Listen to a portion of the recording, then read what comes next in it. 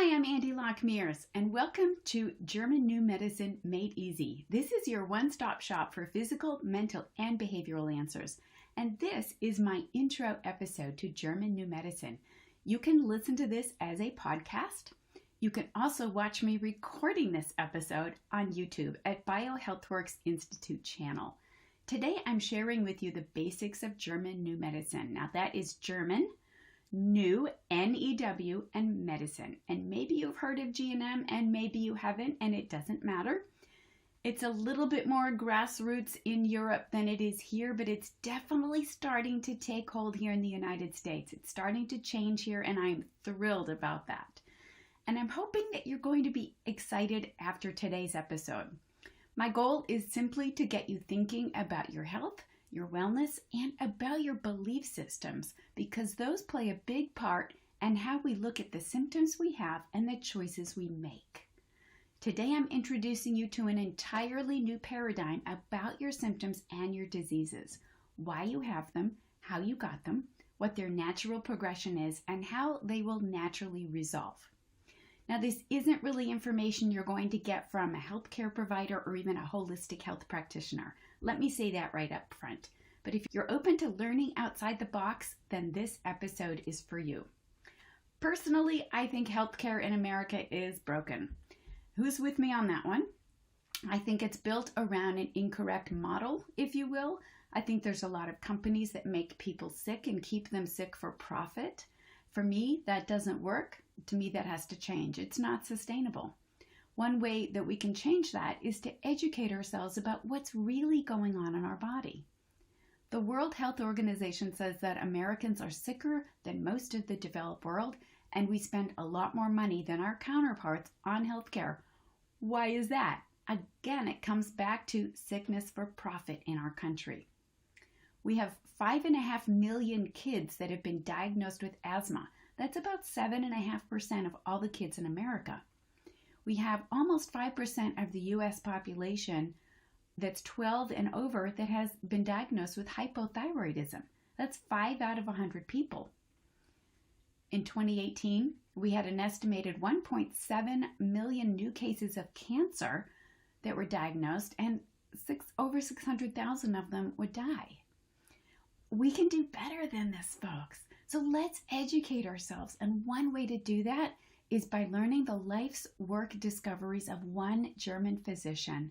His name is Dr. Gerd Hammer, and I'm going to tell you his story. This story starts in 1978. Dr. Hammer is a traditionally trained physician, lives in Germany. One day he gets a phone call that his teenage son Dirk had been accidentally shot while he was on vacation. 4 months later, Dirk died in his arms. And shortly after that, Dr. Hammer was diagnosed with testicular cancer. Now, he's a smart guy, and he's starting to think, okay, I've got this trauma, and now I've got this cancer. There's got to be a correlation here. He's not going to body, mind, spirit like you and I might, all right? He's not thinking, oh my gosh, I had trauma, now I have symptoms. Of course, that makes sense, especially if you've studied Louise Hay. You totally get that. He's a traditionally trained physician. I imagine that would have been emotional woo-woo for him. So he's not going there. After he had surgery, took care of himself, then he started to look at the brain as the cause of disease. He was starting to think, okay, something's going on in the body. I've got to figure this out. It has to do with trauma. I'm going to look at the brain. No one had ever looked at the brain as the cause of disease before. Now, at this point, he was working at the University of Munich, and he was the head internist in their cancer area. For the previous 10 years, CT scans had been on the rise. Hospitals were starting to use them more and more. So he decided to take CT scans of all his patients. Why not, right? He discovered that every single one of his patients, including himself, had a circle, a lesion, a targeted ring formation in their brain in different locations. Well, what the heck was that? He contacted the company that made the CT equipment, and they said, oh, it's nothing, it's just an artifact. Well, he started to think there was something to this. So he started talking with his patients. What had gone on in their life prior to their diagnosis? And as it turns out, every single one of them had had some sort of trauma or distressing event. He thought he was onto something because he too had had trauma prior to his diagnosis. So he started to correlate all this information, their medical histories, their brain CT scans, all the stuff that had gone on in their life, and he started to see a pattern. And this is where it gets super fascinating. He started to realize that everyone with the same kind of trauma had the circle in the same place in the brain, and they all had the same diagnosis of cancer. Okay, so take a deep breath. I'm going to say this one more time because it is big. Everyone in the cancer clinic at the University of Munich with the circle in the same area of the brain had all experienced the same kind of emotional trauma or distressing event, and they all had the same cancer. There were no exceptions to this. It was true in 100% of them. Let's look at modern medicine today. What do we have that would be considered 100% true? Do all smokers get lung cancer? Well, no, they don't. The Journal of Theoretics says that if there is one exception, then it isn't true. So because not everyone who smokes gets cancer, smoking is not a cause of cancer. Again, what I'm teaching you is an entirely new paradigm. It's a new perspective on what's going on in our body. What's a paradigm? It's a model. It's a view of something. So think of gravity. I think we all believe in the paradigm of gravity. At least I think we mostly do. Scientists have researched it, right? They figured out what it is. They can measure it. And even though we can't see it, we can see the effects of it. We know that if you drop a pen, right, it's going to go down. It's not going to go up. Gravity is a paradigm that we all believe. We have all cognized it. What in allopathic medicine and modern medicine do we all believe? Well, truly the beliefs that we've grown up with are theories, and they're not true 100% of the time, which means there's something else at play here. We have been led to believe that germs cause disease. So do you always get a cold if you were just around somebody who had a cold? If you just breathed the air they were breathing? No. We've been led to believe that our cells will suddenly go rogue and travel through the blood and maybe the lymph, they don't really know, to other parts of the body and cause, cancer all over. So why isn't donated blood tested for cancer? I checked it out. It's not. What about heart attacks? They say it's from clogged arteries from cholesterol. And new studies show that millions of people with existing heart disease have clean coronary arteries. Okay, so do studies show that the higher your cholesterol, the more susceptible you are to heart disease? No, in fact, the opposite is true. The higher your cholesterol, the longer you live. Again, it's a theory. It's not 100%. So obviously, Dr. Hammer's discoveries are very contrary to what we now have. And I imagine as a traditionally trained physician, his mind was probably boggled. Oh my gosh, this is nothing like what I was taught in med school. What is going on here? What have I discovered? And who the heck is ever going to believe me? He spent years correlating the CT scans he was looking at with the medical histories, and he was able to figure out the cause of every disease that we have. He discovered the cause of every symptom. It's no longer a mystery why one person is diagnosed with one disease and another person is diagnosed with a different disease. So the premise of Dr. Hammer's work is that he discovered that every single disease starts with what he called a conflict shock. What is a conflict shock? Well, it's something that you were unaware of. It caught you unexpectedly. It was a shock to your system. What he says is that it's a shock to your psyche. So what is the psyche? It's not the Freudian definition of psyche, which is like the id, ego, superego. It's not like that. This is Dr. Hammer's definition of the psyche, and he's a physician. So for him, it was our nervous system, our brain, and our five senses. Our five senses are how we perceive the world around us. We hear it, we see it, we touch it, we smell it, right? Our psyche, brain, and nervous system are all impacted at the moment of a conflict shock. And because it's unexpected, and we are hardwired for survival, our psyche then says, uh-oh, this is unexpected. We have to mobilize all the forces here in this body to make sure we're going to be safe to make it through this issue. So changes occur in the body, physiological changes. Think of the last time you were really stressed out. You could probably feel that. Your heart might have been pumping, your brain was busy processing the stressful events, and you were just stressed. Your blood was being shunted to your muscles because you were now running from that saber-toothed tiger, even though that saber-toothed tiger might have been your boss who just piled a load of work on you in front of everyone and dressed you down, and you felt about this tall, about an inch tall. What you know is that you're upset, and when you're upset, you know it. You're focused on the issue. You're mulling it over in your brain. You're rehashing the events and figuring out different scenarios. You're trying to make sense of it, or maybe you're plotting your revenge. I don't know. The moment that this happens, there is a circle that appears in our brain at that moment of that conflict shock. Our psyche then turns on a program, and this program is because we are hardwired for survival. The program makes physiological changes occur in the body to help us survive. So think of it as a survival mechanism. There are survival mechanisms all throughout nature. They're all around us. So think of plants. Roses have thorns. That basically says, stay away, you're going to hurt yourself if you touch me. What about poisonous plants? Poison ivy, poison sumac, poison oak. If you touch it, you get a rash. It's going to be uncomfortable. They don't want to be touched. There are some plants that release chemicals, so the plants around it will then take notice and knows that there's danger.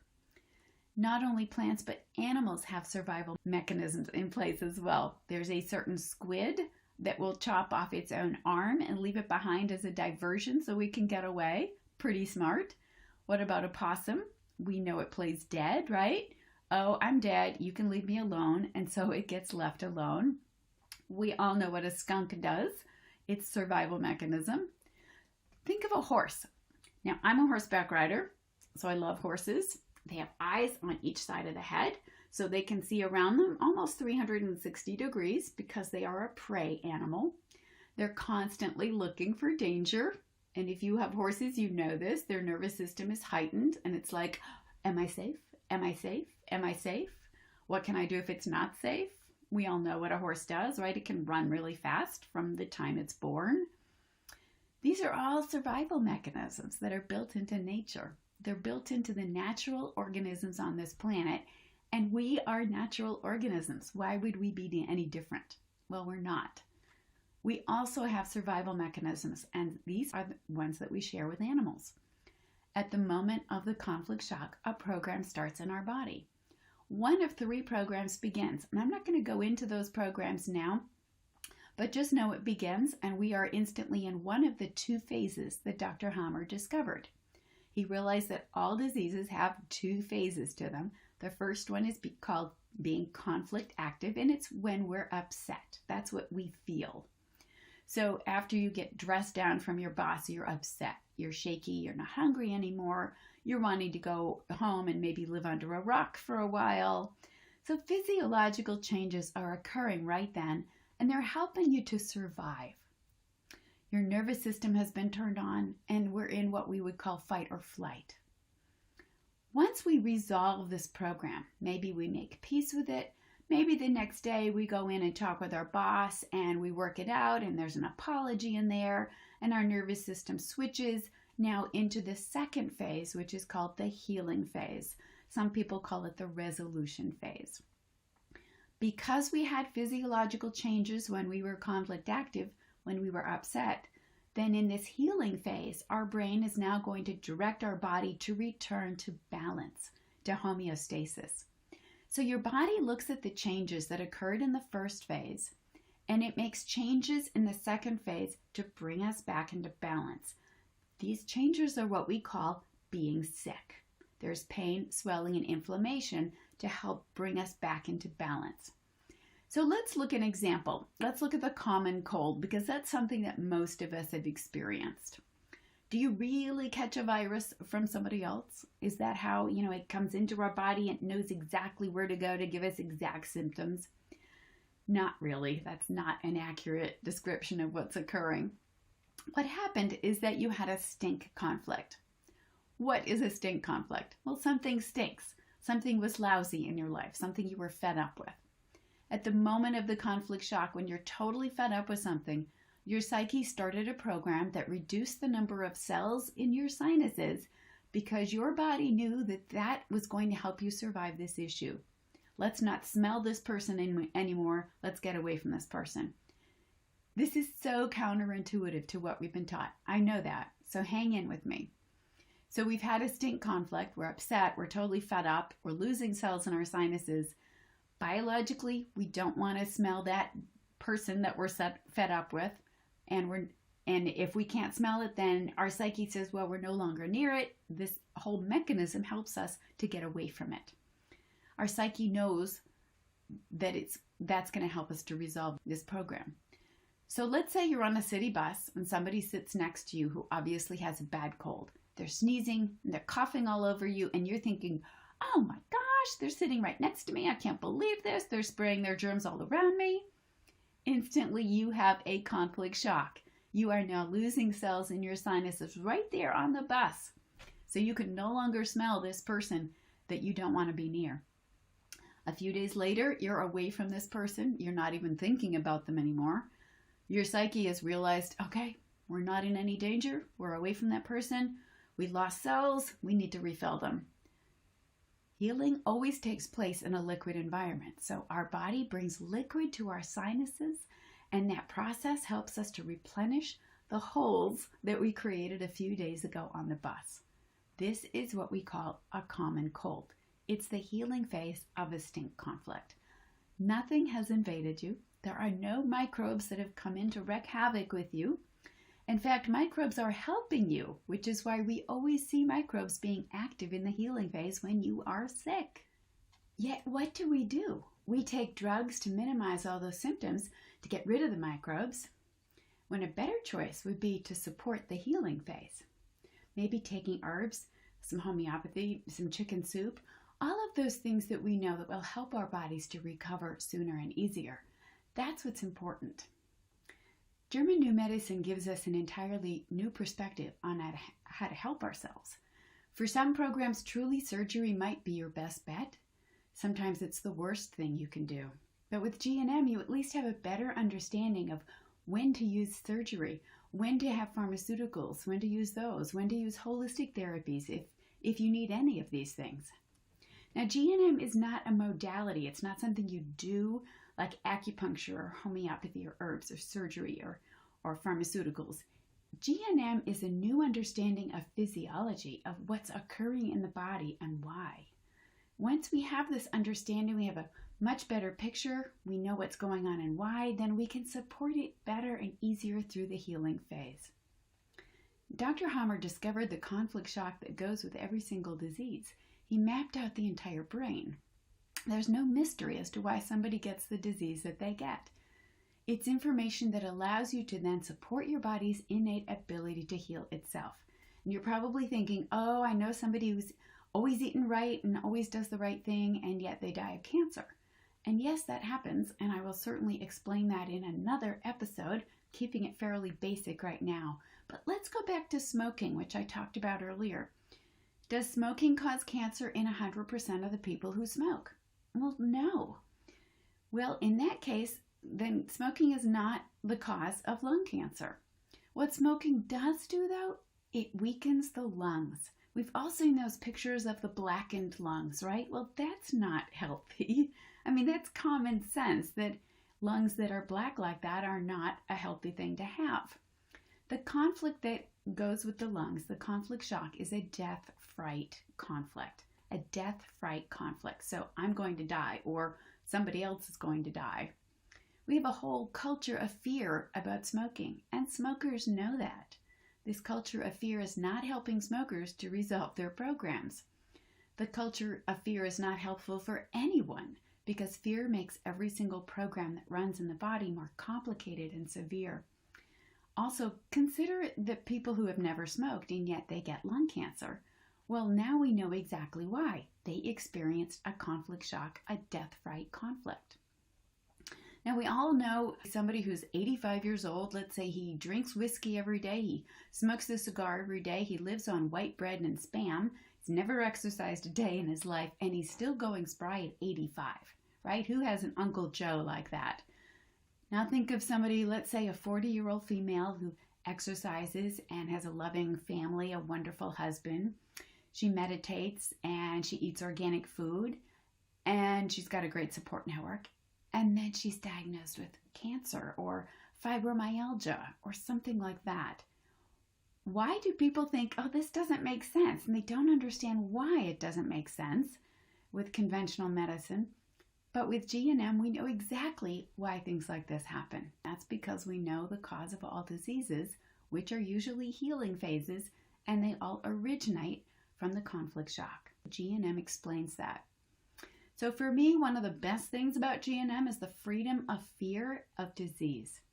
We have a culture of fear in our country. Let's face it, we've been taught to fear our bodies, to fear each other, to fear the natural microbes that live inside us and also around us. These are microbes that physicians and researchers are just starting to realize are there. I think we've lost a connection to our bodies. I think we've lost an innate wisdom of our bodies, and G&M helps us to get that back. I find it's very empowering that when you understand what really caused the symptoms you have this new perspective, and it's something that people often understand intuitively. I can't tell you the number of times when I've asked somebody, okay, so what was going on in your life 5 years ago, right before your symptoms began? And they all will know, oh, well, that's when my mother died, or that's when my divorce was final. People know intuitively what was going on in their lives around the time. So we always work with the timeline with everyone that I work with. And when you develop the timeline, you narrow down the conflict that was in everyone's life. And sometimes the conflict happens in utero or sometimes birth. Now, I love the thought of teaching this to kids. Can you imagine if we raised our kids to understand when they experienced a conflict shock, when they're in a conflict active phase? They could downgrade it sooner rather than later. And so their healing phase, their sickness, will be a lot less complicated and less severe. Maybe they have a day of sniffles instead of having a full-blown cold or flu. This is how G&M can empower us. It's awesome. I don't see that kind of empowerment coming from the business model of disease we currently have. Now, I truly believe we are hardwired for survival, and we've forgotten that we are. To me, it's just common sense. I know that we have forgotten to trust our bodies. It's really up to us to get out of their way and support it as best we can. Now, it doesn't mean do nothing. I can hear people right now listening to this saying, oh, she's saying we don't do anything. That's not at all what I'm saying. But learn G&M and you'll understand this concept better. I think our chances of being healthy are really increased if we understand G&M before we have any sort of diagnosis, if possible. Diagnoses can create fear in our bodies. Like I said earlier, that makes things more complicated.